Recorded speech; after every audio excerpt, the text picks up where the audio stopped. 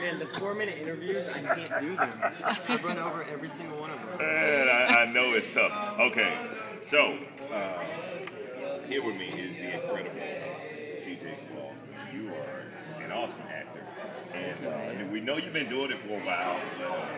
You seem to be coming into your own now. I'm a big boy now. You're a big boy now. I got my start in Atlanta, you know that, right? That's what I heard. Yeah, I went down to an Atlanta casting office to audition for one line in Road Trip and getting a lead. It changed my life. So I've always loved Atlanta for that. I always have a soft spot in my heart for Atlanta. Speaking of Atlanta, you did right after this one, you did a movie called Hustle and Flow.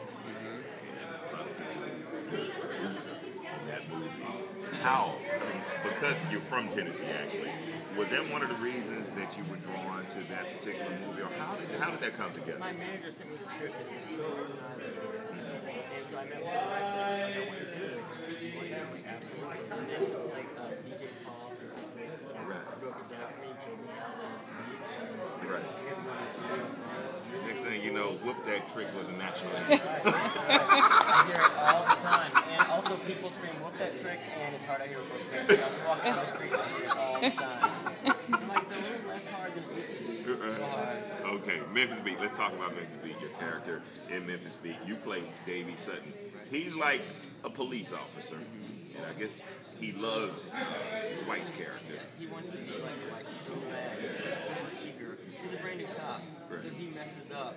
In the first episode, I walked the crime scene, I contaminated all the evidence. Right. Mess it up for him. But what's great about our show is so not one note. We're playing so many different levels. We're doing comedy, we're doing drama. Right. But as the season goes on, my character starts to get like come into his own a little bit. He starts putting things together. It's going to cover. The first episode, I fell off a roof. I jumped into a moving car the other day. I tased somebody. Are you kidding me? You get to do all this stuff you want to do as a kid. Because at first, I was looking at the show and I saw your character. He was kind of quirky. Yeah. And, messing up the crime scene. I'm like, okay, is this going to be like a Dwight, Andy Griffith, Davey, Barney Fife type of thing? And we got to the comedy. The comedy part was great. And then it instantly turned dramatic, just like that, which was great. And that's the reality of life, though, man. Like, you can't tell me you can't find light moments in everything that you do. Especially if you're a cop every day, you gotta laugh sometimes. Right. It's heavy stuff, and that's where our show, I think, is doing a really good job at. Now, how did you go from, this is true, because a lot of people may not know this on me, but you were a model for Prada. Right. How did you go from modeling Prada to television? It was, both were like lucky coincidences. When I was 18, I moved to England, to go to school. I was walking down the street, this really famous photographer came up to me. I didn't know who he was, I was 18. And he's like, can I take a picture of you? And I was like, I guess. And it turned into a Prada campaign. And then for about a year and a half, almost 2 years, I did shows in Paris, Milan, and London. And it was during heroin chic, like everyone was super thin, and that was the look. And so I did that for a while, and then I quit doing that, and I came back to America to go to law school. And I got spotted by, I was doing a play for free in community theater, and a casting director saw me.